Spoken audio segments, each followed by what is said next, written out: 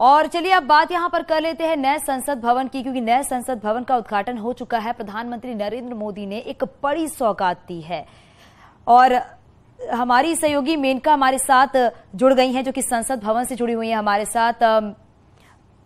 और मेनका, क्योंकि आप वहां पर मौजूद हैं ग्राउंड जीरो पर, अभी किस तरह से वहां पर हलचल है और क्या अपडेट अभी?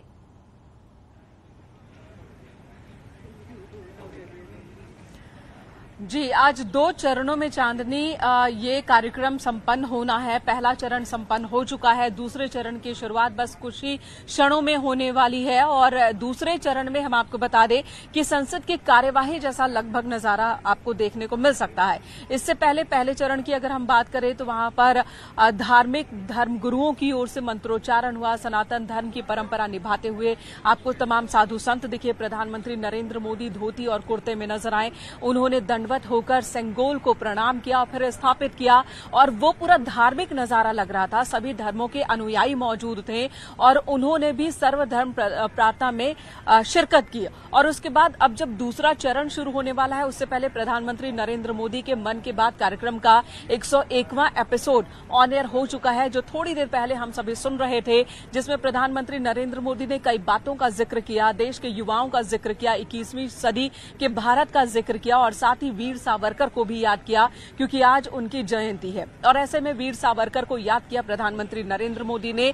और विपक्ष ने वीर सावरकर की जन्मतिथि को आज पार्लियामेंट के उद्घाटन से भी जोड़कर सवाल खड़े किए कि आज की तारीख का चयन क्यों किया गया पार्लियामेंट के उद्घाटन के लिए, नए संसद भवन के उद्घाटन करने के लिए। विपक्ष की ओर से सवाल उठाए गए थे और वीर सावरकर की भी प्रतिमा पुराने संसद भवन में हमने देखी थी, स्थापित की गई थी। और अब नए संसद भवन में जब हम प्रवेश कर रहे हैं, प्रधानमंत्री नरेंद्र मोदी ने उद्घाटन कर दिया है, तो आज का दिन बेहद अहम है। अब थोड़ी देर के बाद आपको बता दें क्या क्या कार्यक्रम होने वाले हैं। थोड़ी देर के बाद लगभग 12 बजे के आसपास जो सभी गणमान्य हैं, जो अतिथि हैं, वो मौजूद होंगे पार्लियामेंट के नए भवन के अंदर।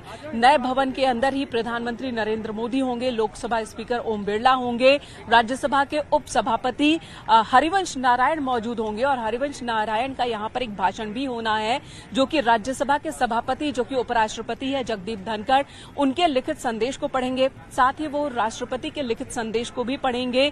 और उसके बाद यहां पर राज्यसभा में विपक्ष के नेता के अभिभाषण के लिए भी एक वक्त रखा गया, भाषण के लिए भी एक वक्त रखा गया है। लेकिन मल्लिकार्जुन खड़गे, जो कि राज्यसभा में विपक्ष के नेता हैं, वो चूंकि मौजूद नहीं होंगे, इसलिए वो अपना स्पीच नहीं दे पाएंगे।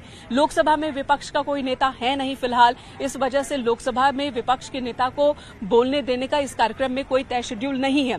उसके बाद प्रधानमंत्री नरेंद्र मोदी यहां मौजूद सभी लोगों को संबोधित करेंगे। अब सवाल है कि कौन कौन मौजूद होंगे, तो हमने देखा कि कौन कौन अभी तक शामिल हो रहे हैं प्रोग्राम में और किन्होंने शामिल होने के लिए सहमति जताई है। बीजेपी शासित तमाम राज्यों के मुख्यमंत्री इस कार्यक्रम का हिस्सा होंगे।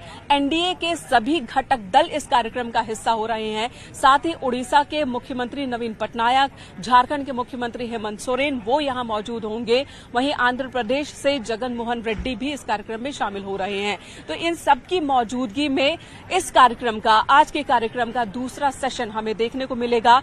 और इस बात का भरोसा आप कर सकते हैं, जो तैयारियां की गई हैं, जिस तरह से पहला चरण बहुत ही भव्य हमें देखने को मिला, दूसरा चरण में भी ये कार्यक्रम उतना ही भव्य होगा। और अब सबकी निगाहें होंगी कि प्रधानमंत्री नरेंद्र मोदी आजाद भारत के संसद भवन के अंदर से अपनी पहली स्पीच में क्या कहते हैं, कौन कौन सी बातों का जिक्र करते हैं और क्या कहते हैं, क्या संदेश देते हैं, क्या उस संदेश के मायने 2024 के लोकसभा चुनाव से भी जुड़े होंगे।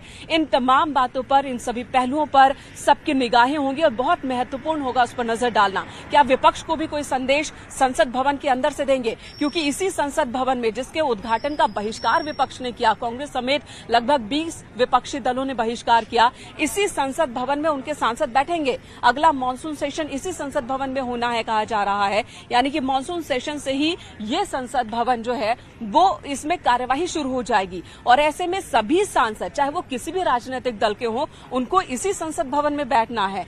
तो क्या विपक्ष को भी कोई संदेश देंगे प्रधानमंत्री नरेंद्र मोदी आज के कार्यक्रम के दौरान, वो भी देखना दिलचस्प होगा। फिलहाल मेरे पीछे जो इमारत आप देख रही हैं, उस इमारत को एक बार फिर से अपने दर्शकों को दिखाते हैं।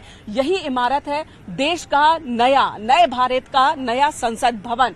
जो तस्वीर इस वक्त आप अपनी टीवी स्क्रीन पर देख रही हैं, हमारे दर्शक टीवी स्क्रीन पर देख रहे हैं, ये वो नया संसद भवन है जो कैपेसिटी में पहले पुराने संसद भवन से कहीं ज्यादा है। 17,000 से ज्यादा इसकी जो अंतर है वो है। ठीक है, मैं इनका आपके पास वापस लौटूंगी, लेकिन इस बीच एक बड़ी खबर मिल रही है।